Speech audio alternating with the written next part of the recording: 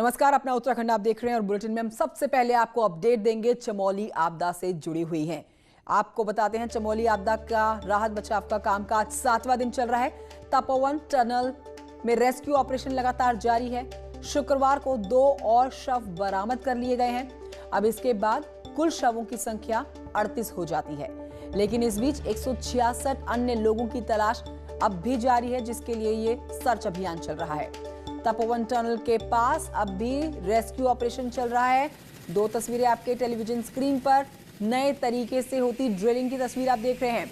उम्मीद यहां पर की जा रही है कि ड्रिलिंग के जरिए कैमरे आगे भेजे जाएंगे और टनल के अंदर अब भी जो 35 लोग फंसे हुए हैं उन तक पहुंचा जाएगा।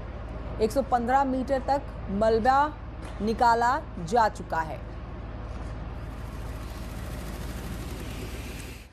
तो चमोली में ऋषिगंगा में एक और खतरे की झील बन चुकी है। इस बार आपको बताएंगे कल यानी कि शुक्रवार को डीआरडीओ ने इसका सर्वे किया। हेलीकॉप्टर से यह हवाई सर्वे किया गया, जिसमें कई बड़ी बातें निकलकर सामने आई हैं। डीआरडीओ की टीम उस झील तक पहुंची जो रेणी से आगे पैंग गांव के पास बनी हुई है। डीआरडीओ के मुताबिक झील की लंबाई जो है वो करीब 350 मीटर की है और यहाँ पर मलबे से जो डैम बन गया है उसकी ऊंचाई करीब 60 मीटर है। हम आपको उसी झील का एक्सक्लूसिव वीडियो भी दिखाते हैं, जो झील ऋषिगंगा नदी पर पैंग गांव के पास बनी हुई है। और आपको बताएं कि न्यूज़ 18 पर ही आप इस झील का एक्सक्लूसिव वीडियो देख सकते हैं। ये आप देख रहे हैं ये एक्सक्लूसिव तस्वीरें, ऋषिगंगा पर बनी हुई झील आपके सामने। 350 मीटर लंबी है झील। पानी बेहद कम मात्रा में आगे निकल रहा है। हालांकि आपको बताएं कि अब पानी निकलने तो लगा है। इसका मतलब साफ हो जाता है कि झील अब लबालब भर चुकी है। गढ़वाल यूनिवर्सिटी के वैज्ञानिक भी इस झील का अध्ययन कर रहे हैं।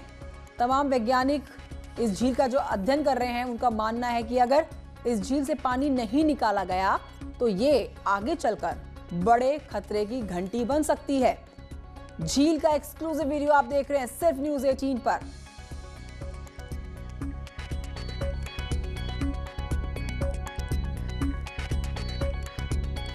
तो ऋषिगंगा पर बनी झील का नजदीक से एरियल सर्वे कर लौटे गढ़वाल यूनिवर्सिटी में डिपार्टमेंट ऑफ जियोलॉजी के प्रोफेसर हरीश चंद नैनवाल का कहना है कि झील को लेकर घबराने की कोई जरूरत नहीं है, क्योंकि झील से धीरे धीरे पानी का निकलना शुरू हो गया है और जैसे जैसे झील से पानी निकलेगा नदी का बहाव और नदी का स्तर कम होगा।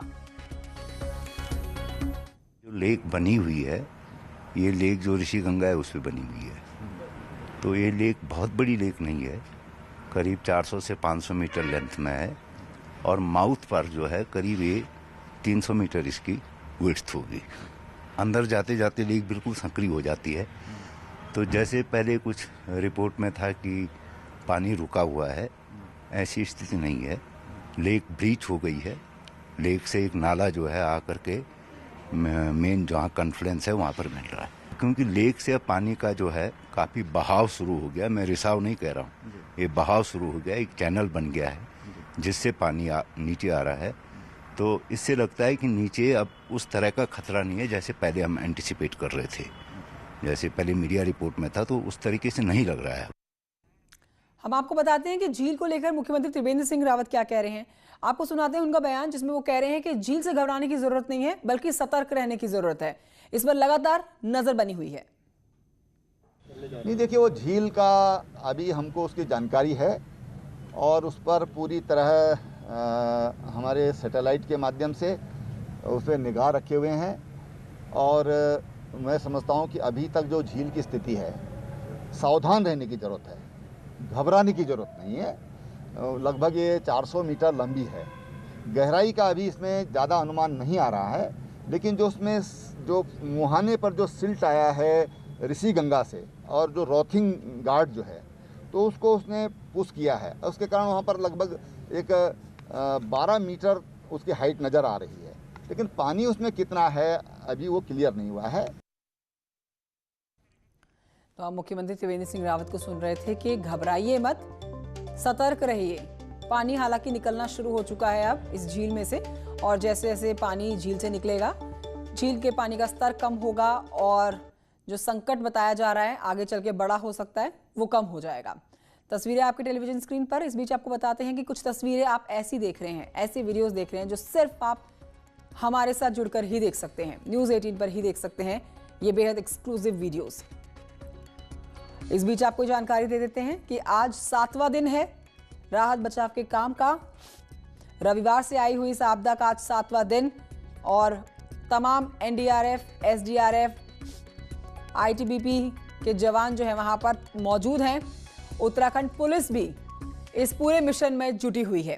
तपोवन टनल के अंदर चमत्कार होने की जो उम्मीद जगी है उस पर आपको बताते हैं। पानी घुसने से ठीक 3 मिनट पहले एक बोलेरो गाड़ी अंदर गई थी जिसमें थे टनल के इंचार्ज जीतराम ठाकुर। अब जीतराम के साथ एक बोलेरो और जेसीबी टनल के अंदर है, और यही सबसे बड़ी उम्मीद बन जाती है कि वो लोग सुरक्षित होंगे।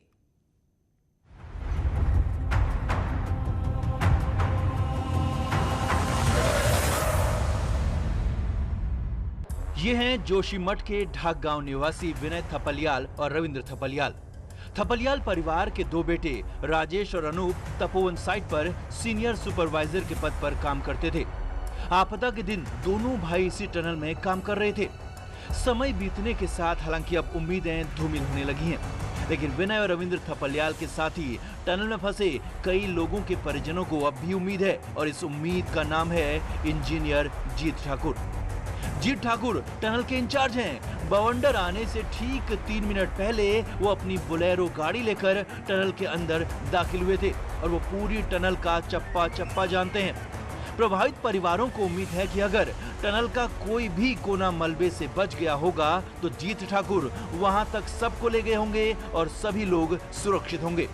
में हमको थोड़ा सा अभी भी एक उम्मीद इसलिए थी या है कि वहाँ पर जीतराम जो ठाकुर हैं एजीएम कंपनी के, और वो टनल स्पेशलिस्ट हैं। मैं स्वयं उनके साथ काम कर चुका हूँ, वो मेरे भी इंचार्ज रहे हैं, तो मैं उनको जानता हूँ। और एक बहुत ही अभी कोरोना की जंग भी वो जीत का है, और बहुत ही हौसला अफजाई वो करते हैं अपने वर्करों का। तो मुझे लगता है कि वहाँ पे उन पे एक जेसीबी भी है, और वो टनल के अलाइनमेंट भी जानते हैं। अगर भगवान न करे कि वो फ्लड की चपेट में ना आए हों तो जरूर वो कहीं ना कहीं अपने सोर्सेज से अंदर से भी प्रयास कर रहे होंगे। जीतराम जी वो टनल स्पेशलिस्ट थे, और उनके पास पूरा डिसल्टिंग का वो इंचार्ज थे। वो आपदा आने से ही 3 मिनट पहले अंदर गए थे। किस चीज़ में गए, मतलब पैदल गए थे या? नहीं, गाड़ी में थी, उनकी गाड़ी थी 3105 बोलेरो थे 7 सीटर। हाँ। वहाँ पे अंदर गए थे, तो जैसे ही 3 मिनट अंदर गए तब ऊपर से फ्लड आ गया सर। अब भले ही टनल के बाहर भीड़ कम हो गई हो, मीडिया का जमावड़ा भी कम हो गया हो, लेकिन अपनों का सख्त चेहरा, पत्थर हो चुकी आंखें अब भी टकटकी लगाए सिर्फ टनल की तरफ देख रही हैं कि चमत्कार होगा और जीत ठाकुर के साथ वो लोग बस बाहर आते ही होंगे। सुबह की पहली किरण एक आस लेकर आती है, लेकिन शाम होते होते, सूरज ढलते ढलते ये उम्मीद भी दम तोड़ने लगती है। लेकिन फिर भी जीतराम की मौजूदगी से प्रभावित परिवार खुद को ढांढस बंधाए हुए हैं कि क्या पता टनल एक्सपर्ट जीतराम ने बचने का कोई रास्ता खोज निकाला हो। कैमरा पर्सन राकेश रावत के साथ सुनील नौप्रभात, न्यूज़ 18 तपोवन। और आइए सीधे रुक करते मेरे सहयोगी सुनील नप्रभात इस हमारे साथ ग्राउंड जीरो से फोन लाइन पर मौजूद हैं।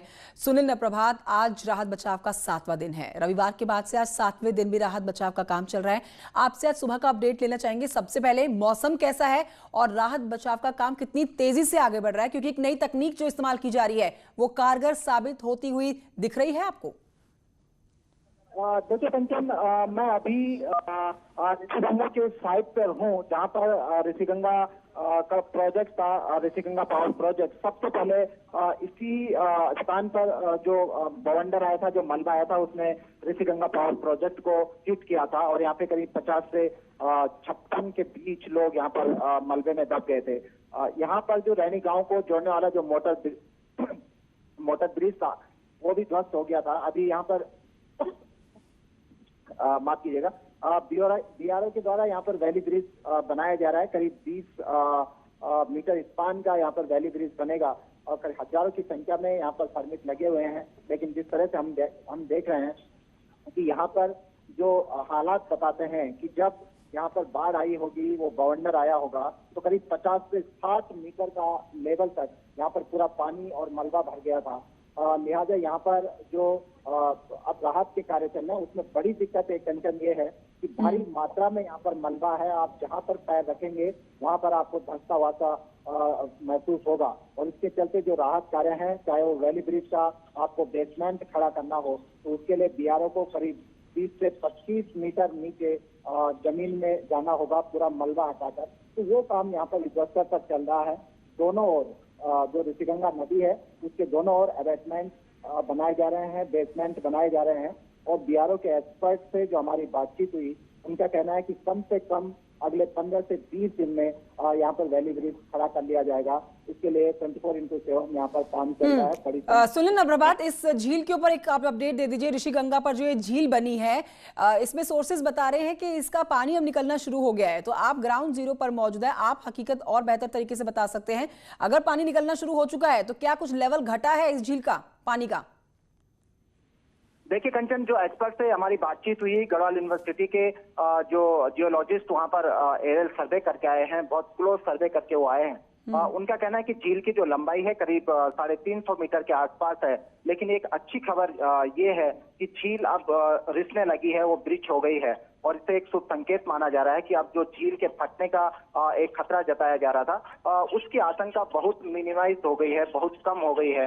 विशेषज्ञों का कहना है कि जो झील है वो रिसने लग गई है। अब जो ऋषिगंगा जो ब्लॉक थी उसका पानी अब रौंठी घाट ठीक ऋषिगंगा और रौंठी घाट एक संगम पर मिलते हैं, और जहां पर मिलते हैं वहां पर ऋषिगंगा पूरी तरह से ब्लॉक थी अभी तक। लेकिन अब वो पानी रिस रहा है, धीरे धीरे रौंठी घाट में वो पानी आने लगा है, यानी आगे की ओर वो पूरा नाम ऋषिगंगा ले लेती है। और ऋषिगंगा में पूरा नाम ऋषिगंगा ले लेती है और ऋषिगंगा में वो बहाव नॉर्मल हो गया है। और विशेषज्ञों ने ये भी अच्छी बात कही है कि इससे कोई खतरा नहीं है, यानी कि झील भ्रष्ट नहीं होगी, क्योंकि वो धीरे धीरे रिस रही है। इसलिए जो पानी का एक नेचुरल फ्लो होता है वही ऋषिगंगा में है।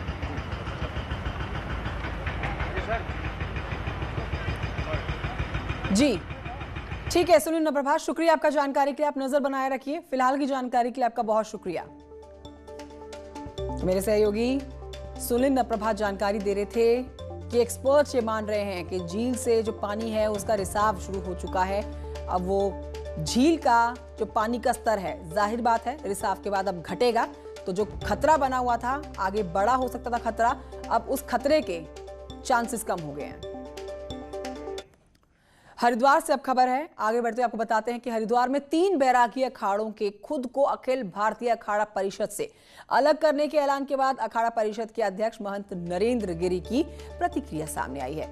नरेंद्र गिरी कहते हैं कि परिषद में कोई भी फूट नहीं पड़ी है, अखाड़ों के शीर्ष पदाधिकारियों को ही निर्णय लेने का अधिकार है, आम साधु ये निर्णय नहीं ले सकते। नरेंद्र गिरी ने कहा है कि बैरागी अखाड़ों की नाराजगी जायज है। उन्होंने कहा कि 25 फरवरी को हरिद्वार में अखाड़ा परिषद की बैठक बुलाई जाएगी और सभी विषय पर बातचीत होगी। आपको बता दें कि शुक्रवार को 3 बैरागी अखाड़ों ने उपेक्षा का आरोप लगाते हुए अखाड़ा परिषद का बहिष्कार करने का ऐलान किया था।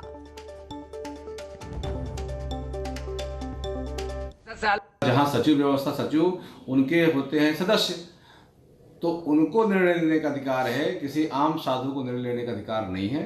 इस विषय का पर ध्यान देना चाहिए। जहाँ तक बात रही संतों के आवेश की, नाराजगी की, वो जायज़ है, इसमें मैं उनका पूरा समर्थन करता हूँ कि उनकी जो नाराजगी है वो उचित है। तो इस बार महाकुंभ 2021 में हरिद्वार आने वाले श्रद्धालुओं को ऋषिकेश एम्स के द्वारा अत्याधुनिक स्वास्थ्य सुविधाओं वाला अस्पताल बनाया जा रहा है, जिसका सीधा फायदा कुंभ में आने वाले श्रद्धालुओं को मिलने वाला है। ऋषिकेश एम्स एक ट्रॉमा सेंटर और 50 बेड का अस्पताल बना रहा है। क्रिटिकल मरीजों को ग्रीन कॉरिडोर के जरिए ऋषिकेश एम्स लाया जाएगा। हरिद्वार के बैरागी कैंप में यह अस्पताल बनाया जा रहा है। जो लोकल जहां पर कुंभ मेला स्थापित होगा, वहां पर एक हमको बैरागी कैंप में स्टेट अथॉरिटीज़ की तरफ से 50 बेड का हॉस्पिटल एस्टेब्लिश हो रहा है, और वहाँ पर पेशेंट्स को रिसीव करके उनका इलाज होगा और पेशेंट उस बैरागी कैंप से एम्स ऋषिकेश एक ग्रीन कॉरिडोर के ज़रिए लाए जाएंगे। प्रदेश की आज एक और बड़ी खबर आप तक पहुंचाते थे, जहां पर चोर गलियां हल्द्वानी रोड पर एक दर्दनाक हादसा हो गया। यहां के दानी बंगर के पास एक कार पेड़ से टकरा गई है। बीती रात की तस्वीर आपके सामने। इस हादसे में 2 लोगों की मौत हुई है, 3 लोग घायल भी हुए हैं। तो 5 लोग जो गाड़ी में सवार थे, उन 5 में 2 की जान गई, 3 घायल हुए। और सबसे पहले जो घायल हैं उनको अस्पताल में भर्ती करा दिया गया। सुशीला तिवारी अस्पताल में ये सभी घायल भर्ती कराए गए। खबर है कि सभी कार सवार यूपी के लखीमपुर के रहने वाले थे और भीमताल जा रहे थे। अब हमारे 2 साथी बिल्कुल डॉक्टर साहब जो बता रहे हैं वो नहीं रहे हैं और 3 लोग हम लोगों को बहुत ज़्यादा चोट आई है, तो उसी चक्कर में हम लोगों को बहुत ज़्यादा चोटें आई हैं। अब बढ़ते हैं आगे। अपना उत्तराखंड में आपको बताते हैं कि हाईकोर्ट के आदेश पर फर्जी शिक्षकों की डिग्री का सत्यापन जारी है। अपर शिक्षा निदेशक बेसिक रघुनाथ लाल आर्या ने सभी स्कूलों को आदेश दिए हैं कि वो जल्द ही शिक्षकों की डिग्री सत्यापन कर मुख्यालय को भेजें। अब आपको बताएं कि अब तक हुई आधे शिक्षकों की जांच में 9 शिक्षकों की डिग्री फर्जी निकली है, जिन पर कार्रवाई के भी निर्देश जारी कर दिए गए हैं। दरअसल एक जनहित याचिका में सुनवाई के बाद हाईकोर्ट ने फर्जी शिक्षकों की रिपोर्ट मांगी है। थोड़ा दिक्कतें ये आ रही कि कुछ विश्वविद्यालय सही समय पर नहीं भेज रहे हैं क्योंकि शुल्क की भी डिमांड कर रहे हैं, तो उसके लिए हमने प्रस्ताव पूरे सभी 6 के 6 जनपदों से निदेशालय को प्रेषित कर दिया है और निश्चित रूप से कुछ धनराशि जो भी स्वीकृत होगी उसके पश्चात उसमें तेजी से गति मिलेगी और हम सही समय पर प्रमाण पत्रों का भी सत्यापन कर लेंगे। खबर अल्मोड़ा से, जहां की कोसी नदी में जल संवर्धन के लिए पिछले 3 सालों से अभियान चल रहा है। सीएम यहां पर कुमाऊं में कोसी नदी को पुनर्जीवित करना उनका ड्रीम प्रोजेक्ट बता चुके हैं। वन विभाग जल संवर्धन के लिए गड्ढों का निर्माण कर रहा है, जिससे बरसात का जो पानी है वो जमा किया जा सके। अब यहां जानकार ये मान रहे हैं कि कम बारिश के बाद भी कोसी नदी का जलस्तर बढ़ा है। 2 वर्षों से जो कार्य चल रहे थे जिसमें जल संरक्षण वृक्षारोपण आदि शामिल थे, तो उसमें जल संरक्षण के लिए जो भी कार्य किए गए हैं, चाल खाल बनाना, कंटू टैंक बनाना, उनका अनुरक्षण कार्य किया जा रहा है। और जो है इस वर्ष जो है नए चाल खाल कंटू टैंक आदि बनाए गए हैं ताकि कोसी का जल स्तर बढ़ सके। अल्मोड़ा के बाद खबर टिहरी से है। यहाँ पोल्ट्री फार्म में घुसे गुलदार को पकड़ लिया गया। आपको दिखाते हैं तस्वीरें। वन विभाग की टीम ने इस गुलदार को पकड़ा है। गुलदार को पिंजरे में कैद कर लिया गया, जिसके बाद उस पर जाल डाला गया। गुलदार को काबू में किया गया। चमियाला के खोला गांव में ये गुलदार पकड़ा गया है, पोल्ट्री फार्म में फंसा हुआ।